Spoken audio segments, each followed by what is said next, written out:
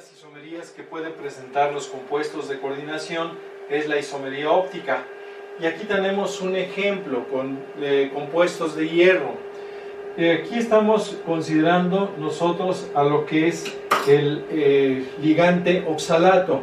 Recuerden ustedes, este ligante viene del ácido oxálico, que es esta estructura.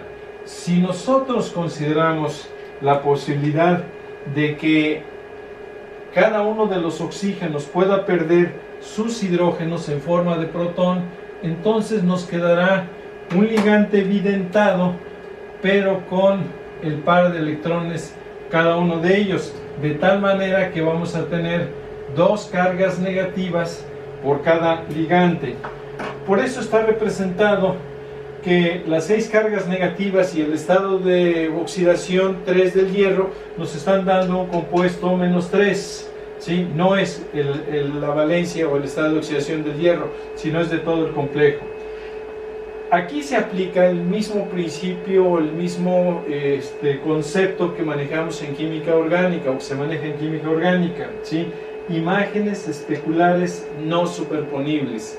Si nosotros vemos aquí en el espejo, cada uno de los átomos y grupos funcionales de esta especie son en el espejo exactamente iguales que la otra.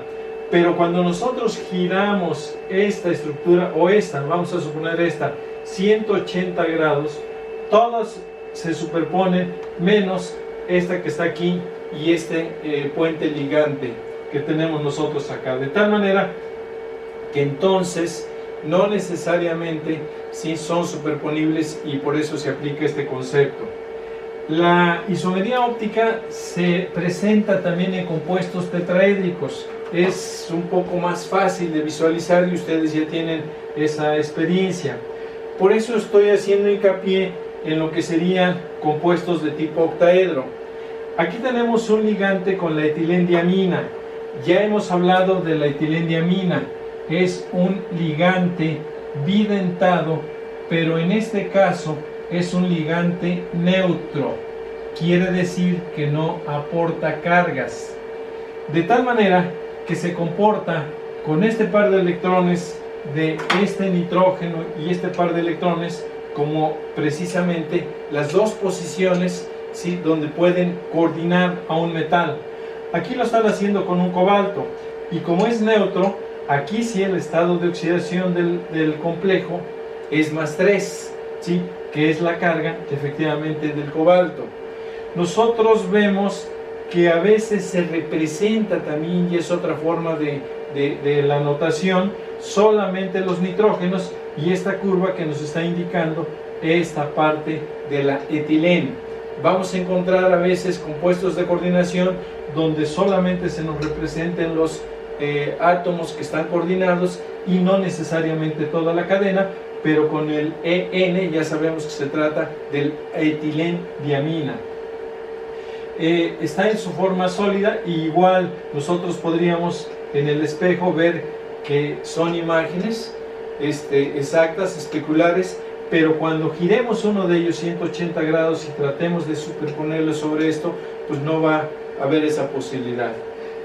También en estos complejos, igual que en los tetraedros de coordinación, también hay desviación de la luz polarizada, ¿sí?, hacia la derecha o hacia la izquierda, levógiro o dextrógiro.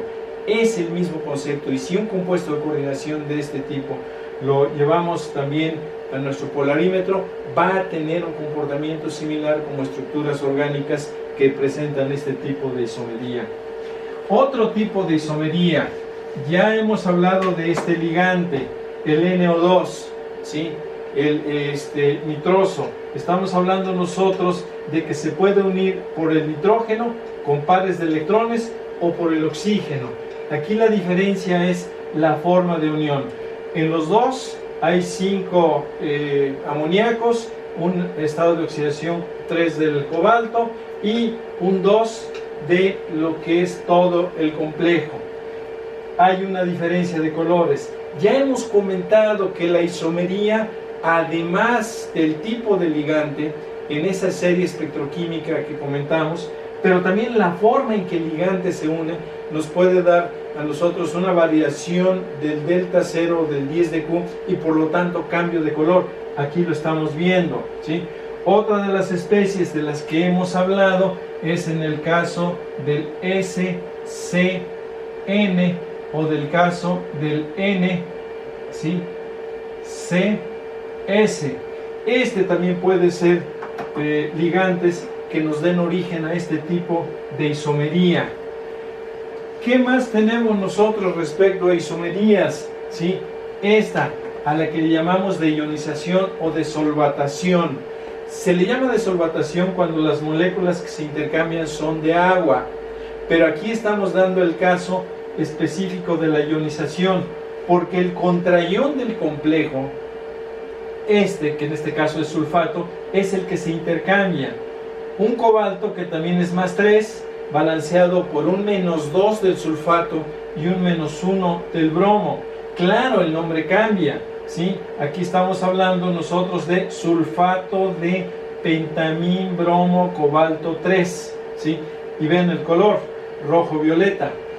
Ese sulfato puede ahora formar parte de la esfera de coordinación y entonces el bromo está como contraión, ¿sí? Entonces ahora será el bromuro de pentamín sulfato cobalto 3, también con un cambio ligero de color, pero también hay ese cambio, ¿sí?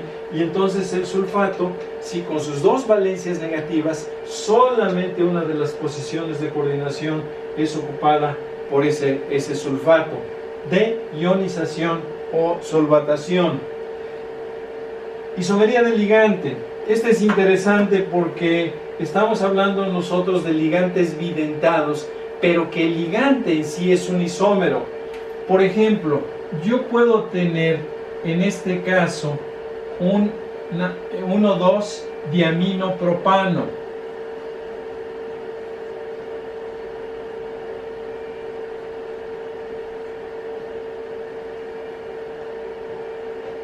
Ahí está, 1,2 diaminopropano. O puedo tener el 1,3 y entonces estoy hablando de que el isómero es el ligante.